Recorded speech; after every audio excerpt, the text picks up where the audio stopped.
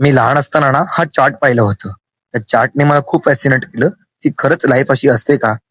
त्यासाठी मी ट्रॅव्हलिंगची सुरुवात केली.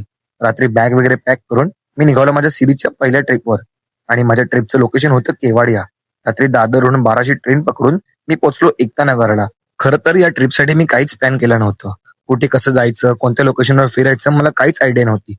सकाळी स्टेशनच्या बाहेर मला ही बस भेटली आणि या बसनी मला पोहोचवलं स्टॅच्यू ऑफ युनिटीकडे. बसमध्ये बसल्यावर मला एक स्पेशल गोष्ट समजली की केवाड्यामध्ये संपूर्ण लोकल बसेस फ्री आहेत. आणि मग पोहोचलो माझ्या पहिल्या स्पॉटवर, जंगल सफारी करायला. इथे मी खूप सारे अॅनिमल्स पाहिले जे कधी मी लाईफ मध्ये पाहिलेच नव्हते. पुढे आलो इंडियाच्या सर्वात मोठ्या कॉन्क्रीट डॅम मध्ये, सरदार सरोवर डॅम.